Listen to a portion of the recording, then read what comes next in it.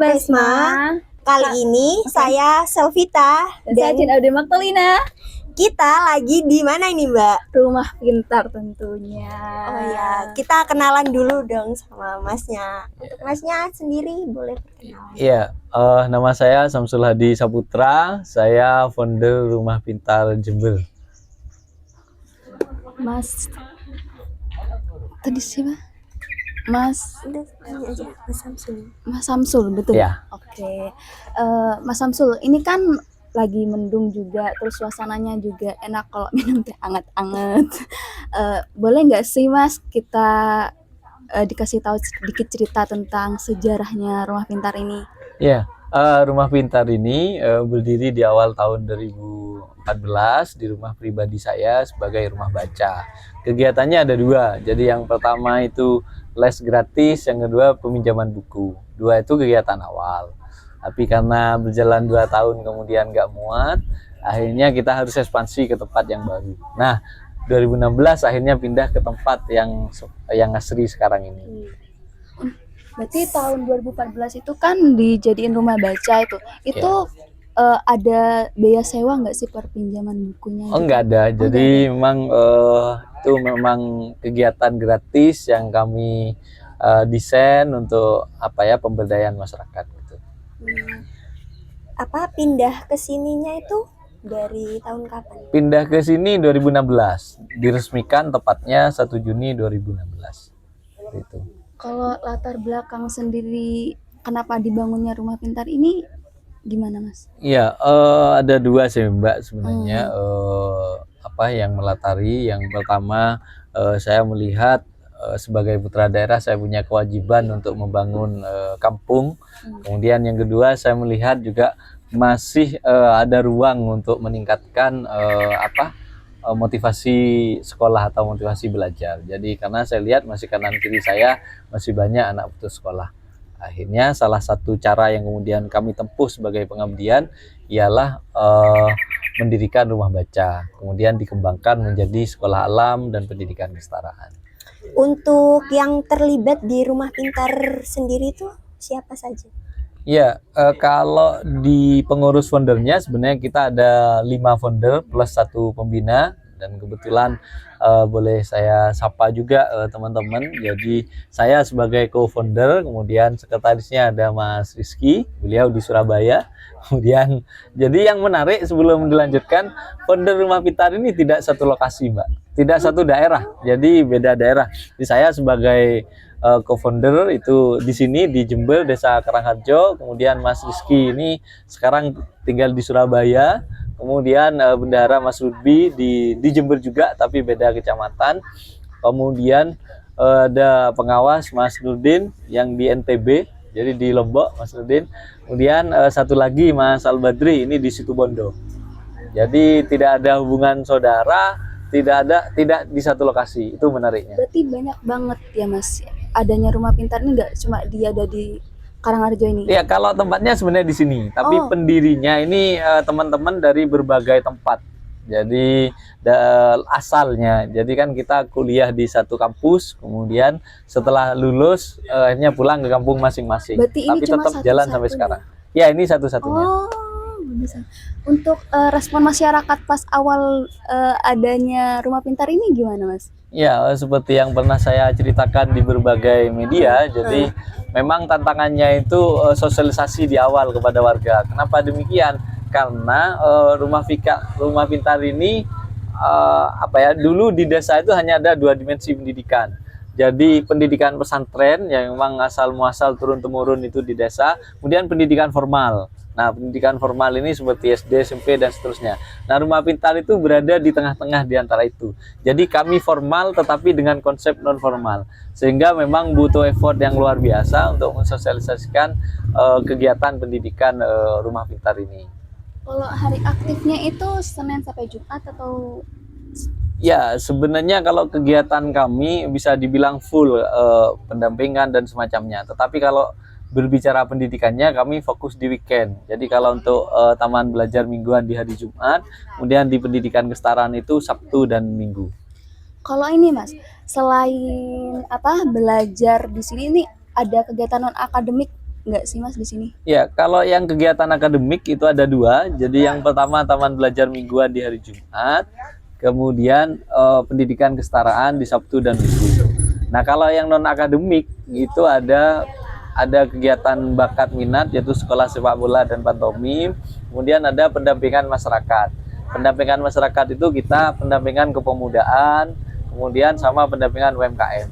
Jadi kan di desa tidak semua anak butuh pendidikan. Ada yang butuh lapangan pekerjaan. Nah, yang butuh lapangan pekerjaan itu kemudian kita dampingi di kepemudaan sama UMKM tadi. Kalau yang apa tadi ada olahraga juga ya? Itu latihannya itu di mana? Ya, ada. Jadi kita di bawah Rumah Pintar ini juga ada sekolah sepak bola. Jadi makanya di Rumah Pintar itu ada pendidikan kesetaraan, ada taman belajar mingguan, dan ada program asah bakat yaitu salah satunya sekolah sepak bola. Nah, latihannya tidak jauh dari sini, lapangan sepak bolanya. Di lapangan Karangharjo sini kan? Iya, di lapangan Karangharjo. Kalau saya baca-baca artikel ya Mas, ini katanya kan juga ngadain kejar paket gitu kan buat yang putus sekolah. Itu harus umur berapa kira-kira? Kayak misalkan ada yang udah berumur gitu, itu masih bisa? Masih bisa. Oh, masih bisa. Jadi kalau pendidikan kesetaraan itu kan memang fokusnya di anak putus sekolah ya. Jadi makanya kita punya hashtag namanya Gerakan Bebas Putus Sekolah. Jadi teman-teman, jadi ada dua. Jadi ada bebas putus sekolah, ada anak putus sekolah, dan ada anak tidak sekolah. Jadi kalau usia, ya usianya kita ada yang usia produktif, ada yang usianya sudah non produktif. Kalau usia, tapi kalau asal mereka, jadi yang pertama anak putus sekolah, yang kedua anak tidak sekolah. Untuk berkas-berkasnya sendiri kalau pengen kejar paket Persyaratan itu, ya. persyaratan Ya, kalau persyaratan sebenarnya sama dengan formal. Jadi seperti ada KK, ada ijazah, ada fotokopi ijazah sebelumnya dan semacamnya. Jadi non formal ini hanya lebih fleksibel pada kegiatan belajarnya karena mereka rata-rata sudah ada di dunia kerja gitu. Bagus sekali ternyata. Apa ya Mas? Kan itu saya punya temen nih, dia itu cuma di bangku SD gitu, tapi dia tuh belum selesai di SMP, itu berarti bisa ke sini ya Mas? Bisa. Itu pendaftaran bukanya mulai dari setiap tahun apa? Iya, jadi secara sistem itu sama dengan formal. Jadi kalau Juli ya kita tahun ajaran baru. Jadi setiap Juli kita tahun ajaran baru. Kalau misalkan dia putus sekolahnya di SD berarti dia A. Putus sekolahnya di SMP berarti dia paket B. Kesetaraan B, bukan paket kalau sekarang kesetaraan. Kalau putus sekolahnya di SMA dia kesetaraan di C. Jadi persyaratan sama waktunya sama persis. Jadi waktu ujian semester ya kita juga ada ujian, tapi namanya bukan ujian semester tapi ujian modul. Jadi pas ujian nasional ya kita juga ada asesmen sumatif berbasis nasional, itu ada juga. Bahkan sekarang sedang dirintis oleh pemerintah yaitu ASBK, jadi asesmen nasional berbasis komputer. Nah, ini sedang dicoba. Jadi masing-masing PKBM mengikutkan beberapa warga belajarnya untuk mengikuti ujian berbasis komputer. Oh ya, kita juga mau tanya nih tentang konsepnya Taman Membaca sendiri. Ya, sejak 2016 pindah ke Rumah Pintar, jadi memang tidak langsung menjadi PKBM. Jadi transisinya adalah dari Rumah Baca, kemudian TBM. Nah, lalu dari TBM ke PKBM. Nah, yang ditanya tadi tentang TBM-nya, Taman Belajar Mingguan itu asesmen untuk anak usia SD. Jadi kan sebenarnya pendidikan yang paling mendasar itu saat usia dasar, saat usia masih dini, di mana di situ membentukkan karakter. Nah, makanya setiap hari Jumat kita punya Taman Belajar Mingguan yang peserta didiknya adalah anak usia SD. Ada yang sekolah di SD, ada yang memang tidak sekolah. Itu kita dampingi sama untuk dapat dasar-dasar literasi dan numerasi. Karena memang semua ujian di berbagai level pendidikan sekarang ada literasi dan numerasi. Oh ya, buat jumlah peserta didiknya di sini itu ada berapa? Ya, kalau yang Taman Belajar Mingguan itu yang anak usia SD itu ada 30, jadi 30 sekian gitu. Tapi kalau yang pendidikan kesetaraan kita sekarang itu sudah mendekati 100. Banyak juga ya. Yang mengajar Mas, kalau boleh tahu yang mengajar Ya, kalau mengajar di dua program ini, kalau Taman Belajar Mingguan itu pengajarnya ada tutor sama volunteer. Jadi tutornya ada 3 orang, kemudian selebihnya volunteer. Volunteer ini biasanya teman-teman mahasiswa yang sedang melaksanakan pengabdian masyarakat. Tapi kalau di PKBM di kesetaraan itu ada 10 tutor yang setiap Sabtu Minggu bergantian mendampingi. Oh, jadi udah dijadwal gitu. Ada jadwal. Nah, pendidikan kesetaraan ini sama dengan formal. Jadi ada jadwalnya, ada mata pelajarannya, seperti itu. Bedanya, Mas, gimana? Apa kira-kira tidak ketinggalan? Kan hanya Sabtu Minggu, tidak tiap hari. Enggak, karena ada modul online. Jadi hal-hal yang tidak bisa didiskusikan saat kegiatan belajar atau Sabtu Minggu itu bisa dipelajari di modul online itu. Oh ya, buat apa? Tadi kan ada volunteer dari mahasiswa-mahasiswa. Nah, itu boleh tahu nggak mahasiswanya itu dari mana aja? Iya, kalau ngomongnya Jember, sebenarnya hampir semua universitas yang ada di Jember sudah pernah jadi volunteer. Kalau Unipar pernah ada Hikmah mengajar, misalkan ya. Kemudian kalau Universitas Islam Indonesia pernah ada Formadiksi, Forum Anak Bidik Misi itu yang menjadi volunteer. UNED itu pernah UNED mengajar, kebetulan saya juga mengisi di situ. Kemudian berbagai kampus yang paling jauh itu pernah kita kedatangan ISEC. ISEC itu mahasiswa mitra Indonesia Australia, seperti itu. Itu yang paling jauh, jadi mahasiswa ISEC. Mahasiswa dari 11 negara, tapi dia kuliahnya di Australia, seperti itu. 11 negara itu Mana aja? Mana aja? Banyak ya, dari Maroko ada, dari Inggris ada, dari Amerika ada gitu. Banyak. Jadi kuliahnya di Australia. Itu kan pertukaran pelajar Indonesia Australia gitu. Jadi mereka dari 11 negara tapi kuliahnya di Australia. Kebetulan di Jember kemudian jadi volunteer di Rumah Pintar juga. Salah satunya itu yang paling jauh. Kan ada mahasiswa dari luar negeri itu. Itu fokusnya itu di apa? Iya, mereka kan sebenarnya lebih pada penyerapan kultur masing-masing ya. Jadi bagaimana kemudian pendidikan yang ada di Indonesia itu kemudian bukan dicocokkan ya, lebih pada dibandingkan, dikomparasi dengan pendidikan yang ada di negaranya. Jadi lebih pada, kalau saya melihat pada waktu mereka ke sini, lebih pada banyak mendalami tentang kultur. Kultur tentang kultur pendidikan yang ada di Indonesia. oh kalau kita belajar kulturnya mereka bisa juga ya, Mas? Ya bisa kan, itu pertukaran ya. Jadi pertukaran, ada juga mahasiswa Indonesia yang sedang ada di Australia. Nah, tetapi kita juga ke mereka kan ada take and give dalam kegiatan kan, ada pada saat kita diskusi kan kita juga bisa ada feedback. Ketika mereka tanya, ya kita juga bisa bertanya di negara mereka seperti apa kan gitu.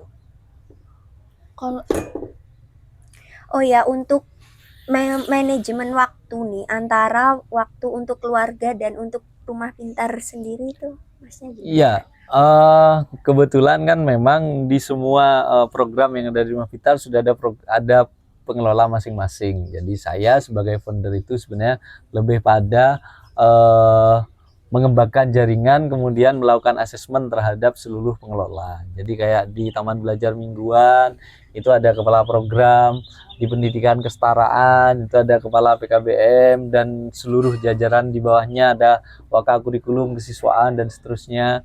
Di sekolah sepak bola pun sebenarnya ada kepala sekolahnya, namanya Mas Alan Triatma, dia sudah lisensi CFC. Jadi masing-masing program sudah ada yang bertanggung jawab, tidak saya sendiri. Saya lebih pada memegang kontrol dan pengembangan jaringan di eksternal, karena memang kita punya prinsip internal itu di teman-teman pengelola, eksternal itu memang di leader masing-masing program. Jadi tidak terlalu kesulitan untuk membagi waktu antara pribadi dengan keluarga, karena Rumah Pintar ini memang non formal tapi sudah dikelola secara profesional. itu kan banyak anak-anak di sini itu kan berprestasi ya, Mas. Itu kalau ikut lomba itu banyaknya itu lomba apa aja? Kayak saya tadi Lihat-lihat di dalam tuh Iya, memang iya. sertifikatnya. Ya, sebenarnya lomba itu lebih pada menguji hasil belajar yang sudah kita kerjakan. Jadi Memang kalau sekolah sepak bola itu kita ikut beberapa piala Suratin, beberapa kompetisi PSSI. Kemudian kalau yang KBM kita pernah ikut Business Center. Saya sendiri juga mencontohkan ke teman-teman pernah ikut kompetisi Satu Indonesia Astra di 2020 gitu. Jadi tidak hanya saya, teman-teman tutor pun juga aktif mengikuti kompetisi-kompetisi. Nah, kenapa seperti itu? Iya kan, tutor itu harus jadi contoh, sehingga paling tidak agar menginspirasi, sehingga kompetisi-kompetisi itu dikerjakan oleh teman-teman, diikuti gitu. Jadi yang sudah pernah kita juara selain di beberapa sepak bola tadi ya, Piala Suratin, kemudian Business Plan, kemudian juga Satu Indonesia Astra, Astra Award ya. Dan ini sedang diikuti sekarang yaitu Changemaker untuk Pertamina, kompetisi Pertamina. Untuk tanggapan Mas tentang pendidikan di Indonesia itu gimana, Mas? Ya, kalau saya melihat sebagai praktisi, jadi perlu diketahui teman-teman, saya sebelum mengelola pendidikan non formal ini, saya menjadi guru di sekolah formal. Bahkan saya pernah menjadi kepala sekolah di sekolah formal. Jadi saya punya pengalaman di formal dan non formal. Kalau melihat yang hari ini, realitas pendidikan di Indonesia ini, saya melihatnya lebih pada cenderung terlalu banyak kita membahas tentang teori kurikulum. Tetapi pencapaian daripada kurikulum teknis ke bawah ini kurang mendapat perhatian secara khusus, sehingga kalau kita lihat kan Indonesia sering berganti kurikulum, tapi capaiannya sama saja. Indeks prestasi, indeks pembangunan manusia kita masih tetap tertinggal dengan Malaysia dan Singapura, tapi berganti secara terus-menerus. Nah, saya lihat akar masalahnya ini karena di Indonesia yang paling mendasar itu menteri masih menjadi bagian dari kebijakan politik, di mana menteri ini tidak independen. Menteri itu jadi pembantu presiden. Sehingga apa yang terjadi? Ganti presiden, ganti menteri, ganti juga kurikulumnya. Sehingga kita tidak mengerucut pada satu tujuan yang secara sustainable setiap 5 tahun dilanjutkan. Biasanya gitu. Ganti menteri, ganti kurikulum, akhirnya capaian dan prosesnya juga seringkali mulai dari nol. Kan seperti itu. Mulai dulu, sekarang sudah kurikulum merdeka. Nah, kita tidak tahu nanti ganti presiden ini siapa lagi menterinya gitu. Nah, jadi problem mendasarnya kalau saya lebih berpandangan kalau mau diatasi, menteri ini baiknya seperti KPK. Jadi independen. KPK itu kan independen, dia bukan pembantu presiden, dia punya otoritas sendiri menentukan target dan semacamnya gitu. Jadi memang kita lebih banyak di tataran teori kurikulum daripada pencapaian-pencapaian teknis di bawah. Nah, itu satu sisi. Di sisi yang lain, saya melihat kenapa kemudian Rumah Pintar ini saya khususnya mengembangkan pendidikan non formal, karena ada kesenjangan antara formal dengan non formal. Formal ini mendapat support yang luar biasa, mendapat perhatian yang luar biasa. Tapi non formal ini tidak berkembang sebagaimana mestinya.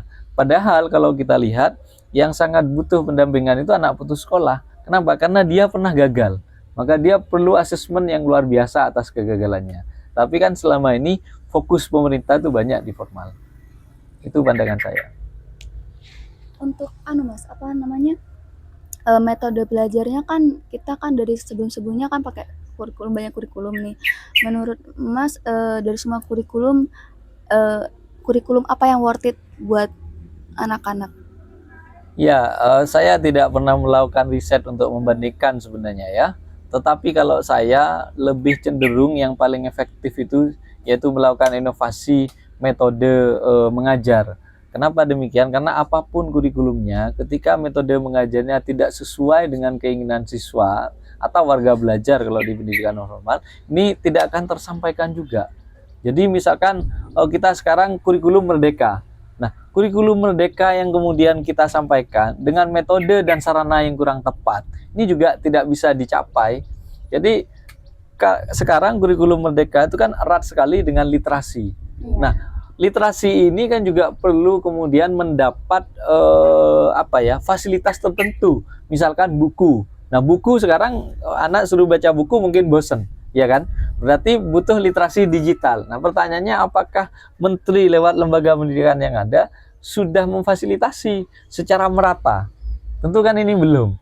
Difasilitasi ya, tapi belum merata. Nah, ini yang menyebabkan saya lihat kurang maksimal. Jadi kalau saya apapun kurikulumnya, selama sarananya mendukung dan metode mengajarnya ini tepat, saya kira akan mendapat capaian yang maksimal. Wah, bagus sekali ternyata program-program dari Rumah Pintar pintar ini. ini ya.